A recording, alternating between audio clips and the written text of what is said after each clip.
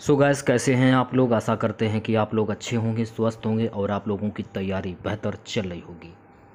तो कल से आप लोगों के सीआरपीएफ पैरामेडिकल स्टाफ के एग्ज़ाम स्टार्ट हो रहे हैं। तो कल की डेट में जिन बच्चों का एग्ज़ाम है, तो कुछ बातें हैं आप लोगों के लिए, वो जान लीजिए आप लोग कि परीक्षा से पहले कौन सी चीज़ें आपको ले जाना ज़रूरी हैं, ड्रेस कोड क्या रहेगा, परीक्षा सेंटर पर आपको कितने घंटे पहले पहुंचना होगा, परीक्षा देते समय किन बातों का ध्यान रखना होगा आप लोगों को। तो ये सारी बात जान लीजिए। तो वीडियो काफ़ी इंपॉर्टेंट है आप लोगों के लिए, तो इस वीडियो को पूरा ज़रूर देखिए। वीडियो अच्छा लगे तो प्लीज़ वीडियो को लाइक और शेयर जरूर करें। और जो भी मेरे नए बच्चे हैं, जिन बच्चों ने चैनल को सब्सक्राइब नहीं किया है, तो सभी बच्चे चैनल को सब्सक्राइब करके नोटिफिकेशन बेल ऑन करना ना भूलें। यहाँ पर कुछ चीज़ें हैं, उनके बारे में जान लीजिए आप लोग। नीचे लिखे प्रमाण के वाक्य को अपने हाथों से लिखें और हस्ताक्षर करें। जैसे कि देख सकते हैं आप लोग, मैं प्रमाणित करता हूं कि मैं वह व्यक्ति हूं जिसका नाम और अनुक्रमांक संख्या इस ई प्रवेश पत्र पर लिखा है। तो अगर आप चाहें तो आप हिंदी में भी लिख सकते हैं, यदि आप चाहें तो आप इंग्लिश में भी लिख सकते हैं। कृपया 1 से 9 अंक लिखें। तो यहाँ पर आपको 1 से 9 तक अंक लिखना होगा। यहाँ पर आप अपना नाम लिख सकते हैं, उम्मीदवार का नाम। यहाँ पर आपको अपने माता का नाम लिखना होगा। यहाँ पर आपको अपना एड्रेस लिखना होगा। यहाँ पर आपको अपना मोबाइल नंबर, यहाँ पर पिन कोड, और यहाँ पर आपको अपनी ईमेल आईडी लिखनी होगी। निरीक्षक का नाम एवं हस्ताक्षर वही करेंगे। उम्मीदवार के बाएं अंगूठे का निशान, यहाँ पर आपको अंगूठा का निशान लगाना होगा। जब आप एग्ज़ाम देने के लिए जाएंगे तभी ये चीज़ें आपको भरना होगा। मैं पहले क्लियर कर देता हूँ, ऐसा नहीं कि आप पहले से ही भर लें। जब आप एग्ज़ाम सेंटर पर पहुँचेंगे और आप जब अपनी बेंच पर बैठे होंगे तो वहाँ पर आप ये सारी चीज़ें आपको भरना होगा। उम्मीदवार के हस्ताक्षर का तरीका एवं माध्यम वही होना चाहिए जो आपने आवेदन पत्र में दिया है। यहाँ पर देखिए, केंद्र पर्यवेक्षक के हस्ताक्षर सील लगेगी। कुछ महत्वपूर्ण चीज़ें बात जो दी गई हैं उनके बारे में जान लीजिए।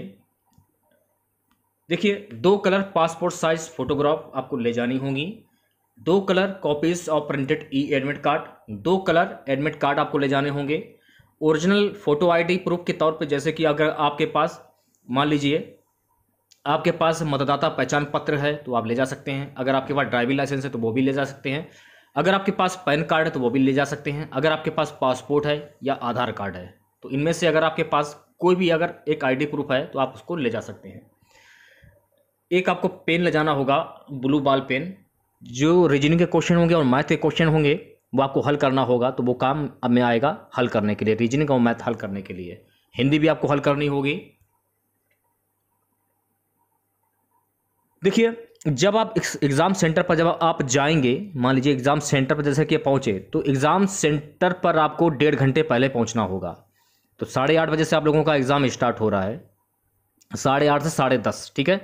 तो ये मान लीजिए कि 6 बजे हर हाल में, 7 बजे हर हाल में आपको एग्ज़ाम सेंटर पर पहुंच जाना है। तो मेरी बात माने तो आप 7 बजे से पहले एग्ज़ाम सेंटर पर पहुंच जाइए, ठीक है। तो 1.5 घंटे से पहले आपको एग्ज़ाम सेंटर पर आपको पहुंचना होगा। अगर मान लीजिए आप 8 बजे पहुंचते हैं तो हो सकता है कि आपको गेट बंद मिले, फिर आपकी एंट्री ना हो, इसलिए 7 बजे हर हाल में आपको एग्ज़ाम सेंटर पर पहुँच जाना है। तो मैंने आप लोगों को बता दिया कि आपको एक आईडी प्रूफ ले जानी होगी। कौन कौन सी ले जानी होगी वो भी मैंने आप लोगों को बता दिया है। दूसरी बात, यदि आपका ई प्रवेश पत्र बिना फोटोग्राफ का है तो आपको सलाह दी जाती है कि हाल ही में लिए गए 2 पासपोर्ट आकार के फ़ोटो परीक्षा केंद्र में लाएं। जैसे मान लीजिए आपने एडमिट कार्ड निकाला, एडमिट कार्ड में आपकी फ़ोटो नहीं है, ठीक है, और आप परीक्षा देना चाहते हैं, तो उसके लिए आपको हाल ही के 2 फोटो, रंगीन फ़ोटो आपको ले जाने होंगी। तो वहीं पर आपकी सत्यापित हो जाएगी, इससे आप परीक्षा दे पाएंगे। अभ्यर्थी की फोटो, हस्ताक्षर फोटो पहचान पत्र पर कानूनी रूप से मुद्रित और दृश्य माना जाना चाहिए और प्रवेश पत्र पर नाम से मेल खाना चाहिए। यह भी आपको ध्यान में रखना है। अगर आपके पास एक आईडी प्रूफ है तो आप मैच कर लेना कि आपके नाम जो हैं वो मैच हो रहे हैं या नहीं हो रहे हैं, वही आपको आईडी प्रूफ ले जानी होगी। अगर मान लीजिए अगर आपका नाम मैच नहीं होता है तो आप एग्ज़ाम देने से आपको वंचित कर दिया जाएगा। बिल्कुल क्लियर मैं आपको बता देना चाहता हूँ। फोटो पहचान पत्र क्षतिग्रस्त या धुंधला नहीं होना चाहिए। अभ्यर्थियों को उपरोक्त वर्णित ई प्रवेश पत्र, फोटो पहचान पत्र के बिना परीक्षण केंद्र में प्रवेश करने की अनुमति नहीं दी जाएगी।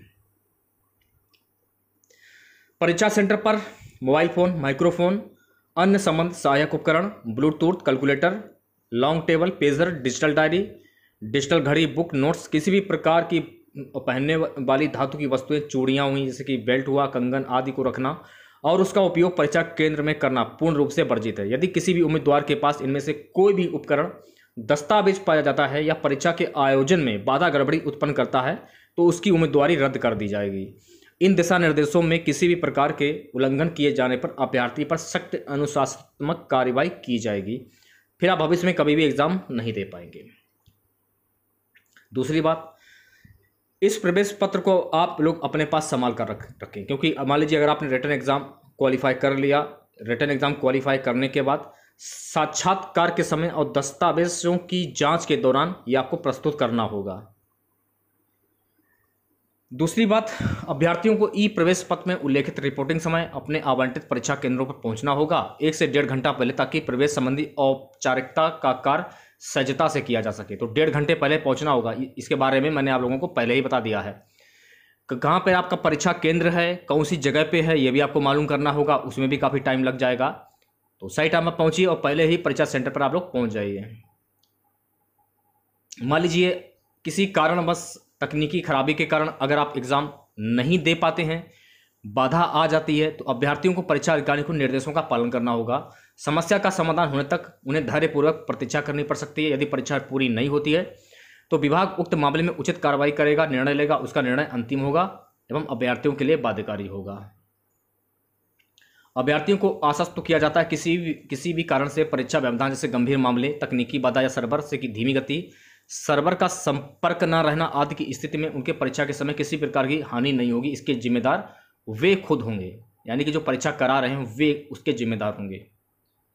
दूसरी बात, जैसे कि मान लीजिए आपने पेपर हल कर लिया, ठीक है, आपका पेपर हो गया। पेपर हल करने के बाद आप तुरंत बाहर का गेट देखते हैं। देखिए परीक्षा जैसे कि आपकी हो जाती है, परीक्षा समाप्त हो जाती है।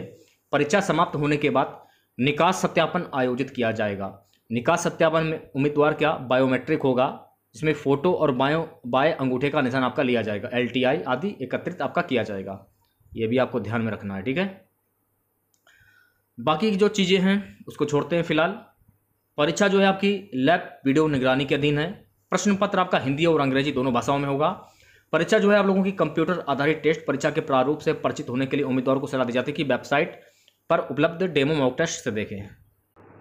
अब जैसे कि मान लीजिए आप कंप्यूटर के सामने आप बैठे हैं और पेपर आपके सामने आ गया है, तो आप अपने आप को कैसे सही मायने में सही कैसे रखें, आप पेपर को कैसे हल करें।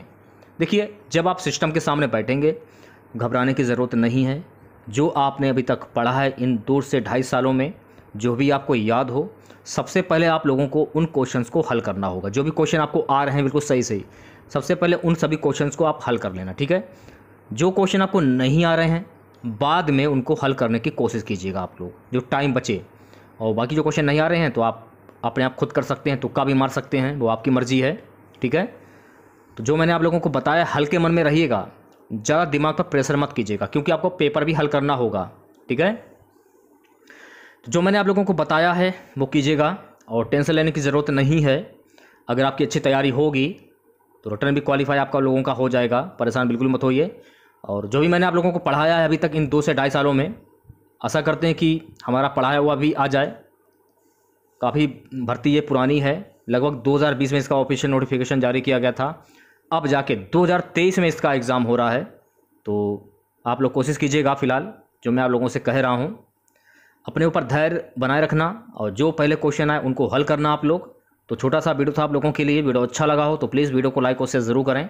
और जो भी मेरे नए बच्चे हैं, जिन बच्चों ने चैनल को सब्सक्राइब नहीं किया है, तो सभी बच्चे चैनल को सब्सक्राइब करके नोटिफिकेशन बेल ऑन करना ना भूलें। तो मिलते हैं नेक्स्ट वीडियो के साथ। जय हिंद, जय भारत।